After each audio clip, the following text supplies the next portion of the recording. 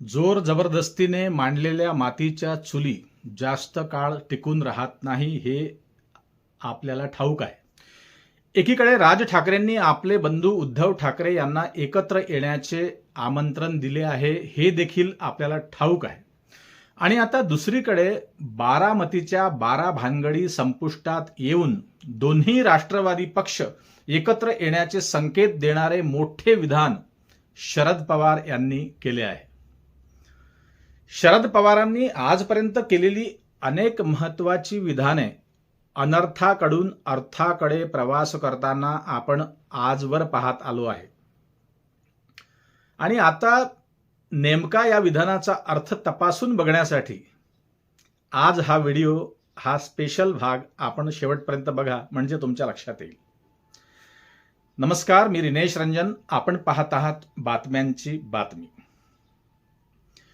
गेल्या काही दिवसांपासून महाराष्ट्रातील राजकीय वर्तुळात यापूर्वी कूटनीतीने मांडलेल्या मातीच्या चुलीमुळे सामान्य जनतेला नव्या राजकीय संस्कृतीला किंबहुना संकटांना सामोरे जावे लागत आहे. ईडी, इन्कम टॅक्स अशा बंदुकांचा धाक दाखवून आणि घोटाळ्यांचे तथ्य जगजाहीर करून आपल्या जाळ्यात ओढणारे देवेंद्र फडणवीस यांच्यावर महाराष्ट्रातील सामान्य जनता खूप काही खुश नाही. तसेच वेगवेगळ्या पक्षातील मूळ विचारधारा जपणारे मतदार फार काही फडणवीसांबद्दल आनंदी नाही, हे लक्षात घ्या.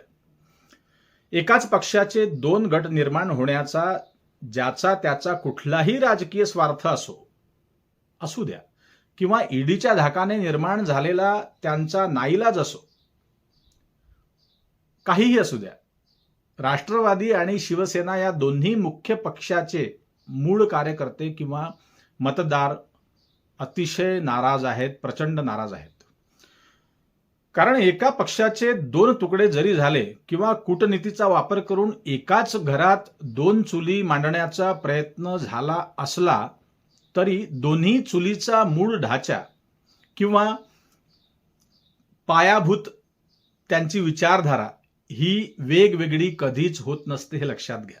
एकदा पायंडा पडला विचाराचा की तो कायम असतो. फक्त वर्चस्वाचा आलेख थोडाफार कमी जास्त होत असतो आणि ते चालतंच राजकारणामध्ये. त्यामुळे महाराष्ट्रातील विचारशील किंवा विचारवंत मतदारांना किंवा निष्ठावान कार्यकर्त्यांना आता अस्वस्थ राहण्याची गरज अजिबात नाही. महाराष्ट्राच्या भल्यासाठी राज ठाकरे यांनी बंधुत्वाचा हात पुढे केला असं मत राज ठाकरेंचं असं मत आहे, किंवा त्यांच्या इतर नेत्यांचं देखील तेच मत आहे की आम्ही स्वतःहून हात पुढे केला आहे. परंतु सखोल अभ्यास केला तर शेवटी हा वैयक्तिकच विषय आहे, हे आधी लक्षात घ्या. कारण दुसरीकडे एकनाथ शिंदे यांनी गद्दारी करून उद्धव ठाकरे यांना डबघाईस आणलं आहे असं सामान्य जनतेचं मत आहे. कारण एकनाथ शिंदे हे सत्तेसोबत आहेत, फडणवीसांसोबत आहेत. राष्ट्रवादीच्या बाबतीत देखील समांतर प्रश्न अशाच प्रकारचा सारखा उभा आहे. जसं एकनाथ शिंदे यांना घेऊन संसार थाटण्याचा डाव देवेंद्र फडणवीस साहेबांनी रचला, तीच सेम सारखी परिस्थिती शरद पवारांवर आणण्यासाठी देखील देवेंद्र फडणवीसांनी राष्ट्रवादीच्या एकजीव कुटुंबात देखील घरफोडी केली, हे महाराष्ट्राला ठाऊक आहे. आणि याची समस्त महाराष्ट्राला कल्पना आधी होती आणि आताही त्याची जाण आहे. परंतु देवेंद्र फडणवीसांचे फोडाफोडीचे राजकारण आता जास्त काळ टिकणार नाही अशीही चर्चा महाराष्ट्रात आहे. आणि हे जुने जाणते मतदार किंवा सामान्य नागरिक आजही त्या गोष्टी बोलून दाखवतात की हे फार काळ टिकणार नाही. काका पुतणे हे आज ना उद्या एकत्र येतीलच, अर्थात शरद पवार साहेब आणि अजित पवार साहेब हे काका पुतणे आज ना उद्या कधीतरी एकत्र येतीलच, हा विश्वास अख्ख्या महाराष्ट्राला आधीही होताच आणि आहे. आता सर्वात मोठा प्रश्न उभा आहे तो म्हणजे सत्तेच्या ताकदीचा देवेंद्र फडणवीस यांच्या पाठीशी केंद्र सरकार ठामपणे उभी आहे. अर्थात स्पष्ट बोलायचं झाल्यास पंतप्रधान नरेंद्र मोदी आणि केंद्रीय गृहमंत्री अमित शहांचे देवेंद्र फडणवीस हे सर्वात निकटचे मानले जातात. आणि आता तर आणखी या नात्यात निकटता जाणवते आहे.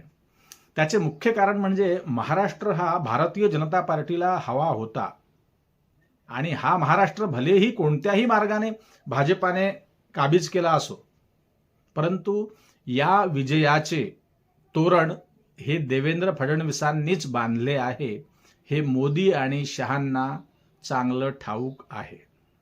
म्हणूनच ते निकटवर्तीय आहेत. त्यामुळे महाराष्ट्रात भाजपा पसंतीचे एकमेव जे कोणी असतील तर ते फडणवीस साहेब आहेत. एकीकडे उद्धव ठाकरे आणि राज ठाकरे हे मोदींपासून दूर राहून आणखी काही काळ तग धरतील, हे होईल, किंवा वारंवार पराभवाचे धक्के देखील ते खातील आणि त्यांच्या विचारधारेशी ते चिटकून आयुष्य कसे तरी काढतील. परंतु राष्ट्रवादीचे चित्र तसे अजिबात नाही, ते फार वेगळे आहे. कारण जेव्हा अजित पवार हे घोटाळ्याच्या कलहाने आपल्या काकांपासून दूर निघून गेले, तेव्हा राष्ट्रवादीचे जास्तीत जास्त दिग्गज नेते हे अजित पवारांसोबत गेले, हे आपल्याला ठाऊक आहे. अर्थातच ते शरद पवारांचे निष्ठावान नव्हते, हे या ठिकाणी सिद्ध होते. कारण जमेची बाजू त्यांना ठाऊक होती की सत्तेसोबत असलो तर निधी प्राप्त होत असतो आणि लवकर होत असतो. त्यातून आपल्याला जलद गतीने विकासाची कामं करता येतील आणि तेवढ्याच जलद गतीने कामं होतील आणि तेवढ्याच जलद गतीने स्वतःची देखील प्रगती होईल. आता मित्रहो, स्वतःची प्रगती म्हणजे नेमकं काय हे आणखी स्पष्ट सांगण्याची गरज मला वाटत नाही, कारण आपण समजदार आहात. त्यामुळे सरते शेवटी एक गोष्ट जाणून घ्या. आता हे लक्षात घ्या, आता आपण मूळ मुद्द्यावर येऊ, म्हणजे शरद पवारांनी केलेल्या विधानावर. शरद पवार साहेब म्हणतात राष्ट्रवादी एकत्र येणार, पण हे ठरवण्यासाठी सुप्रिया सुळे आणि अजित पवार या दोन बहीण भावांनी एकत्र बसून बोलावं आणि ठरवावं.